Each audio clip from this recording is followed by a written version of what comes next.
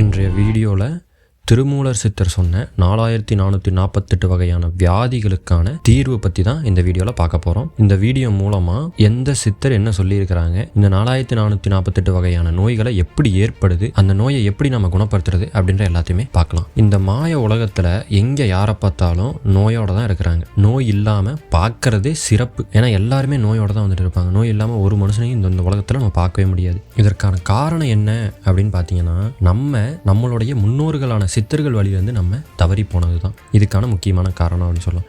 நம்ம சித்தர்கள் சொன்ன மருந்துகள், அதுக்கப்புறம் பல வைத்திய முறைகள், இது எல்லாமே பார்த்திங்கன்னா சுலபமானதும் எளிமையானதும் பக்க விளைவுகள் அற்றதுமாக மட்டும்தான் வந்துட்டு இருந்திருக்கு. நம்ம அதையெல்லாம் பயன்படுத்தாமல் ஆங்கில மருந்துகளை யூஸ் பண்ணி நம்மளோட உடலை நாமளே வந்துட்டு கெடுத்துக்கிட்டோம். ஆனால் நம்ம அதையெல்லாம் விட்டுட்டு சீக்கிரமாக வந்துட்டு எனக்கு இதுவாகணும், இந்த நோய் எந்த நோயாக இருந்தாலும் சரியாகணும் அப்படின்னு சொல்லிட்டு இங்கிலீஷ் மெடிசனை எடுத்துட்டு வாழ்வையும் சீக்கிரமாக முடிச்சிட்டோம். இந்த உலகத்துலேருந்து நம்ம வந்துட்டு சீக்கிரம் இறந்து போயிடறோம் அப்படின்றத சொல்கிறோம். ஆனால் நம்ம சித்தர்கள் இந்த மனித உடலுக்கு என்ன தேவை, எது தேவையில்லை, எப்படி நோய் வருது, வந்த நோய் எப்படி சரி பண்ணுறது, அனைத்தையும் சரியாக தெள்ள தெளிவாக தியானம், தவம் இதன் மூலமாக அவங்க தெரிஞ்சுக்கிட்டதை நமக்கு பாடல் வழியில் வந்துட்டு ஓலைச்சுவடிகளில் எழுதி வச்சுட்டு அவங்களும் வாழ்ந்துக்கிட்டு இருக்கிறாங்க. இவங்க கண்டறிந்த நோய்கள் அப்படின்னு பார்த்தா மொத்தம் 4448 வகையான நோய்கள் வந்து இருக்குது. இப்போ இருக்கிற எல்லா வகையான நோய்களும் இந்த 4048 வகையான நோய்களுக்குள்ளேயே வந்துட்டு அடங்கிடும். எந்த நோய் எடுத்துக்கிட்டாலும் எல்லாமே இந்த 4048 வகையான நோய் தான். இந்த உலகத்திலேயே 4448 வகையான நோய் மட்டும்தான் இருக்குது. அனைத்து நோய்களுமே அந்த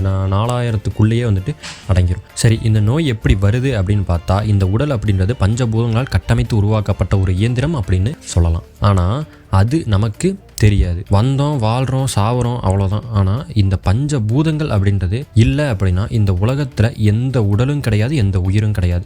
இந்த பஞ்சபூதங்கள் நம்ம உடலில் ஏதோ ஒரு வகையான தொடர்போட எப்பவுமே சப்போர்ட் பண்ணிட்டு இருக்குது. அன்றாட வாழ்க்கையில் ஆதரிச்சுக்கிட்டு வந்துட்டு இருக்குது. இந்த பஞ்சபூதங்களோட சமநிலை என்னைக்கு தவறுதோ அன்னைக்கு தான் நோய் அப்படின்ற ஒன்று நம்மளை தாக்க ஆரம்பிக்குது. இந்த பஞ்சபூதங்கள் என்ன அப்படின்னு சொல்லிட்டு பார்த்தீங்கன்னா, பிருத்திவி, அப்பு, தேயு, வாயு, ஆகாயம், இதுதான் இந்த பஞ்சபூதங்கள். பிருத்திவின்றது மண், இது வந்துட்டு மூலாதார சக்கரத்தோட கணக்கில் இருக்கும். அப்புன்றது நீர், சுவாதிஷ்டானம், அந்த சக்கரத்தோட கணக்கில் இருக்கும். தேயு அப்படின்றது தீ, நெருப்பு, இது வந்து மணிப்பூர சக்கரத்தோட கணக்கில் இருக்கும். வாயு அப்படின்றது காற்று, அநாகதம் சக்கரத்தோட இது கணக்கில் இருக்கும். ஆகாய பூதம் வந்துட்டு விசுத்தியோட கணக்கில் இருக்கும்.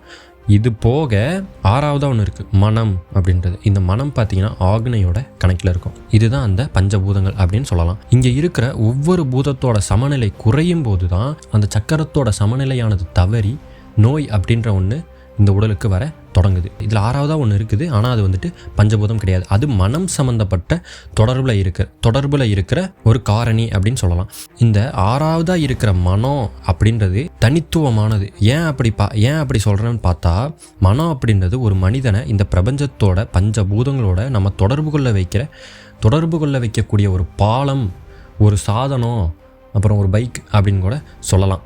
இந்த ஆறாவதாக இருக்கிற மனம் அப்படின்றத. சரி, இந்த 4448 வகையான நோய்களை எப்படி குணப்படுத்துறது அப்படின்னு சொல்லிட்டு பார்க்கலாம். இதை பற்றி திருமூலர் வந்துட்டு ஒரு பாடல் வந்துட்டு இயற்றியிருக்காரு. என்ன அப்படின்னு பார்த்தீங்கன்னா, 4448 மாலாம் வியாதியும் மாதம் மடிந்திடும் பாலாங் குழந்தையாம் பார் புருவ மையத்தின் மூலா மனதை மூட்டு கண் மூக்கிலே அப்படின்னு சொல்லியிருக்காங்க. இதுதான் வந்துட்டு அந்த திருமூலர் இயற்றிய பாடல்.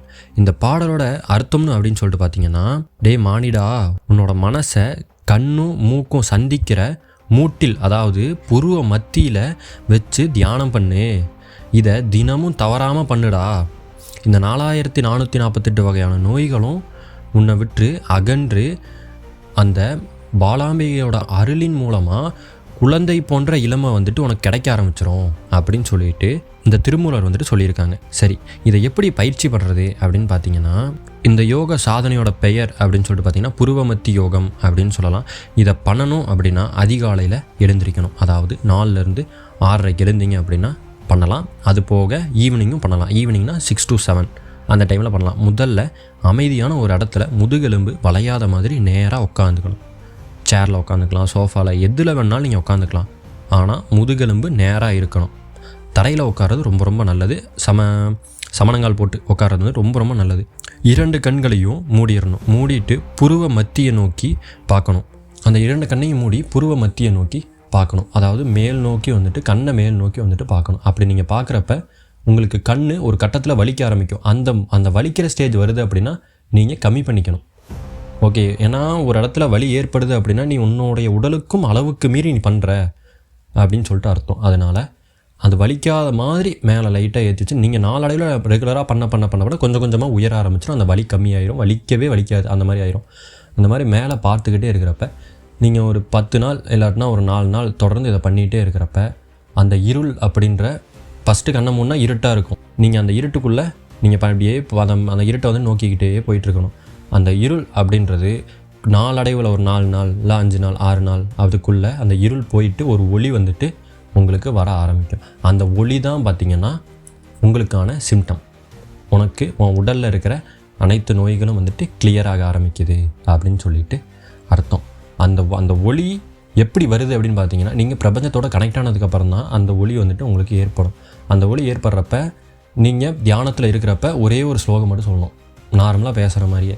நான் இப்போ தியானம் பண்ணிகிட்ருக்கிறேன், என்னை சுற்றி இருக்கவங்க நல்லா இருக்கணும், நானும் நல்லா இருக்கணும், என் உடலில் இருக்க அனைத்து பிணிகளும் நீங்கணும், என் உடல் ஆரோக்கியமாக இருக்கணும் அப்படின்ற இந்த ஒரு எண்ணத்தை மட்டும் அந்த இடத்துல வச்சுக்கிட்டே வந்தீங்க அப்படின்னா 48 நாளில் அனைத்து நோய்களும் உங்கள் உடம்பில் இருக்க அனைத்து வகையான நோய்களும் பார்த்திங்கன்னா கொஞ்சம் கொஞ்சமாக படிப்படியாக குறைய ஆரம்பிக்கும். இது அனைத்து நோய்களுக்குமே வந்துட்டு பொருந்தும். இந்த நோய்க்கு பொருந்தும், இந்த நோய்க்கு பொருந்தாது அப்படிலாம் கிடையாது. எல்லா நோய்களுக்குமே வந்து இது பொருந்தும். இதெல்லாம் என்னால் பண்ண முடியாது, ஏன்னா யாராக இருந்தாலுமே நான் இப்போ ரெகுலராக ஒரு 5 நிமிஷம் உட்காரணும், அமைதியாக உட்காரணும் அப்படின்னாலே முடியாது. எண்ணம் வந்துட்டு நம்ம அலைப்பாய்ச்சிக்கிட்டே இருக்கும்.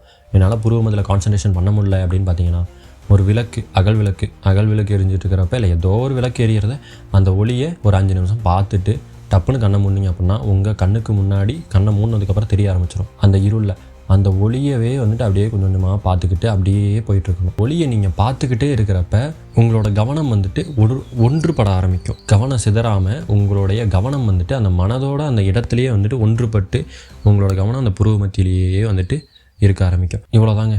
இந்த ஒரு பயிற்சியை நீங்கள் செஞ்சீங்க அப்படின்னாலே போதும், உங்களுக்கு அனைத்து வகையான நோய்களும் வந்துட்டு கிளியராக ஆரம்பிச்சிடும். படிப்படியாக தான் கம்மியாகும். உடனே இன்றைக்கி பண்ணுறேன் நாளைக்கு கிளியர் ஒன்றும் நடக்காது. பண்ணுங்கள், தினமும் பண்ணிங்க அப்படின்னா கொஞ்சம் கொஞ்சமாக தான் கிளியர் ஆகும். மொபைலில் சார்ஜ் ஏறுற மாதிரி தான் உங்கள் உடலில் இருக்க ஒவ்வொரு நோய்களும் கொஞ்சம் கொஞ்சமாக கிளியர் ஆகிட்ருக்கும். எப்படி கிளியர் ஆகும்?